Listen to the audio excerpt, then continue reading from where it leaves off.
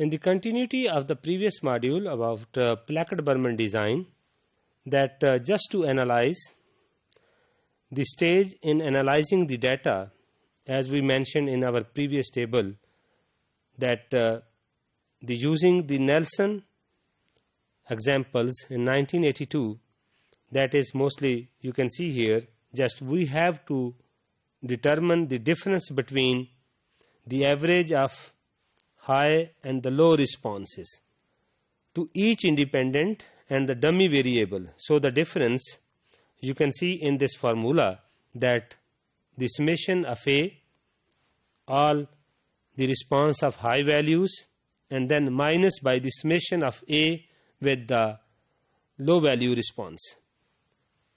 What is meant by this? High response and low response. So as we have seen this table in a previous module, so if we say that in case of the A category, high,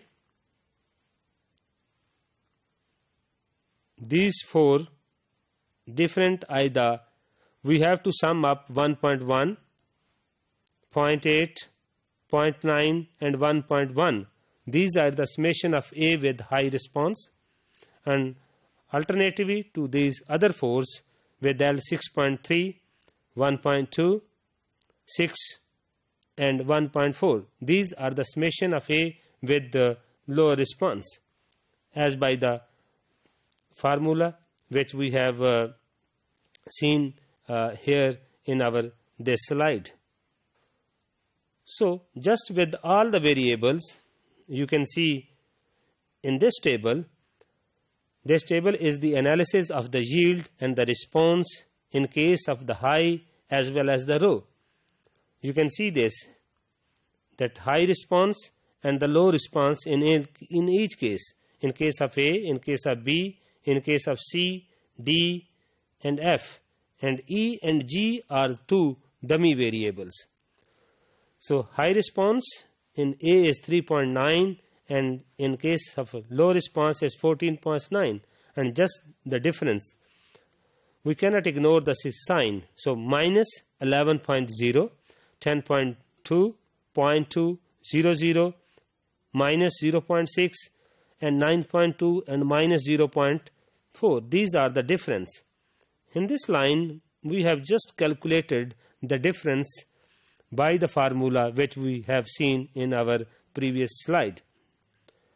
So then we have to calculate the effect and then the mean square.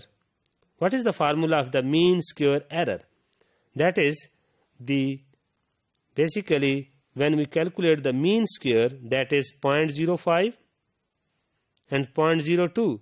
These are the mean square for error because E and G are the dummy trials, though is can maximum designated as the error that exists in this experiment. So by this we have the value 0.0325 as a mean square error in this whole design.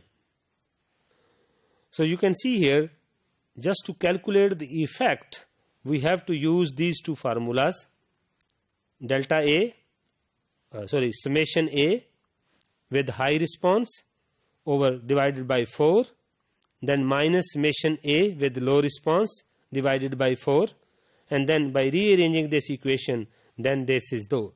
So these are the two formulas by which we can calculate the effect of each variables. So this value should be near 0 for the dummy variables. Either that should be 0 or below that 0. So when we say that effect, then we have to estimate the mean square of each variables. So as concerned the mean square of each variable, we have to utilize this formula. Summation A with high response minus summation A with low response and the square of that divided by 8. So then, as we have already seen, then we have to calculate the mean square for error that we have already seen in our previous slides while talking about the table. So here you can see that we have to calculate the F test value just by calculating by this formula. That's factor mean square divided by error mean square. So in each case, when we have the factor mean square, in case of A divided by the mean square, then we have the value of 465.4. In case of B variable, we have the value of 400. In case of C, we have 1.538. In case of D, that is 0. And in case of F, that is 325.6. So by this Plackett-Berman design, while dealing with the 5 different variables and 2 dummy variables, we came to know that the variable A, B and F are very significant because they have a very high F value. In case of A, that have 465.4. In case of B, that has 400. And in case of F, that has 325. So you can see the pattern of significance. But in these C and D variables have less significance. So just by controlling A, B and F, we can have a design the medium just by controlling these different variables. So this is the method and a design which can reduce the number of experiment that is mostly used while taking about the classical approach. Plackett-Berman design reduced the number of experiment. Now, apart from the Plackett-Berman design, there is also a modern approaches. Response surface methodology.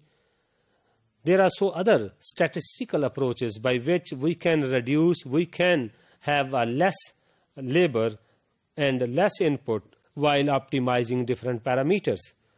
So there are different graphs and different representations of the data by which we can know the significant point of any industrial fermentation.